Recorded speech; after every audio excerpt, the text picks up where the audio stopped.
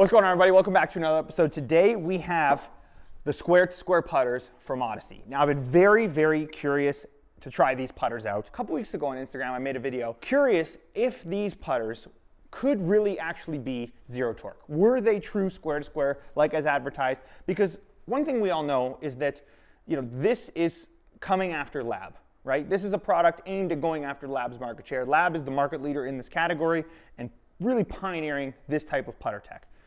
My first concern with any other company coming into this category was simply, do they adhere to the build standards to make a putter that actually is balanced? One of the things that makes Lab exceptional is their build standards. They do everything by hand. They make sure the shafts are hand rolled to make sure no imperfections. Like, there's a lot of attention to detail that goes into making that putter balance.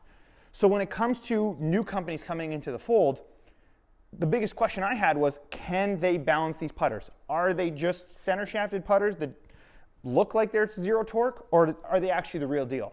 When I saw this one particular video of a shop out of the UK that posted this putter in the revealer, I knew I had to try these. So thankfully, for the past week, I've had 3 models to test. I've had the DW, I've had the Jailbird, and I've had the 7.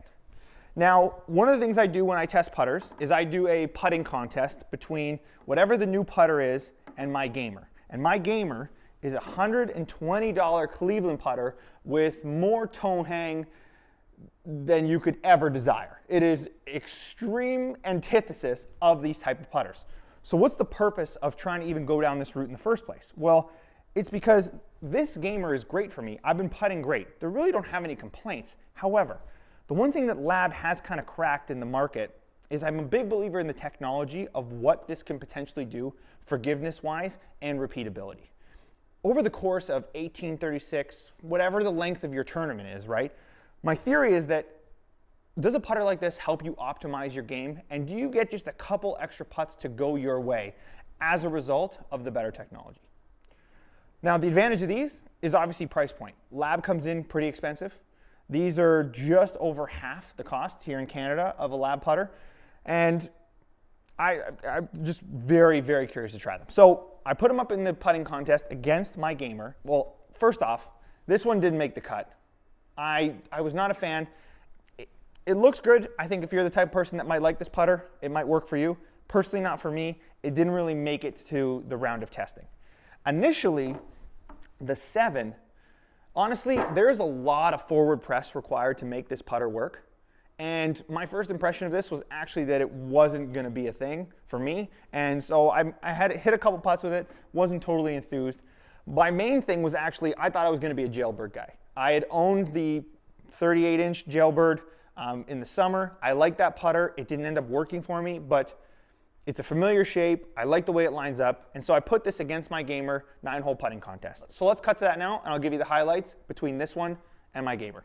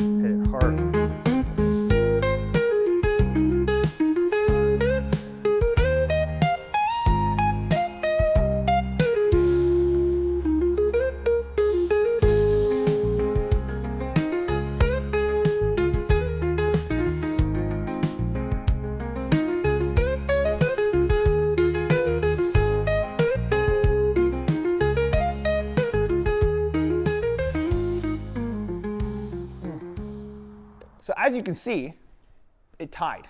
This is the first zero torque putter I've used that has tied my gamer. Now I've tested a bunch of lab putters on the channel before. The only ones I haven't really tested are the DF3 and the Link. I've tested them in store, just not on grass. This is the first one that's come close in a test to making me consider replacing my gamer, which I thought was very interesting. Now fast forward to day 2. I thought, you know what? The Jailbird was so good, let's put it up again. However, this time, let's throw the 7 into the mix because I feel like I didn't give it enough of a shot. I thought, you know, this is a good head shape. I've played a 7 style putter before, like a couple years ago, and I thought, you know what, let's just see, right? Well, that was very surprising.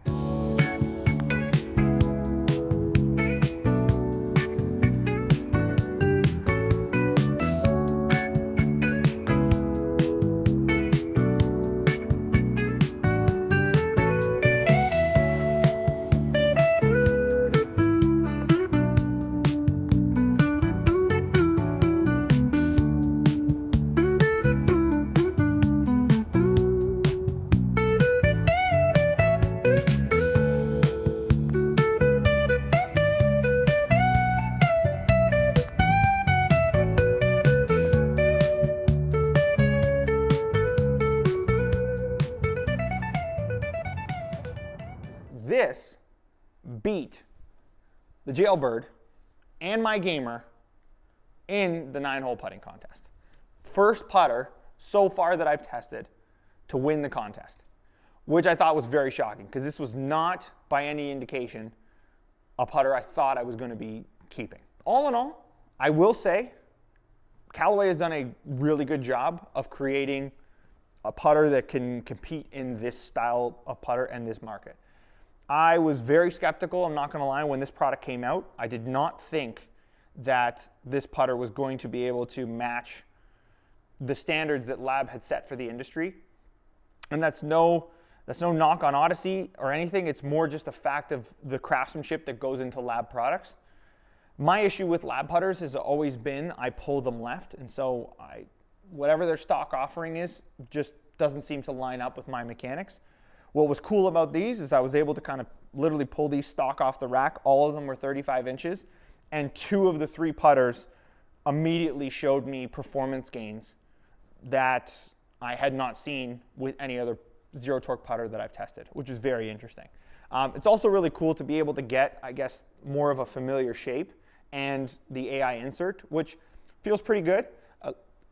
You know, I would say like feel is not beyond outstanding. I actually prefer the feel of my gamer to these, but if again, like I'm saying, if the technology can provide me just a little bit extra bonus and I can lip in 1 extra putt or anything like that, then I feel like that's potentially worth the upgrade. If you're a Jailbird user already or a 7 user, I think upgrading to these is potentially a no-brainer simply because you're used to the head shape and you just get the added forgiveness of the new tech.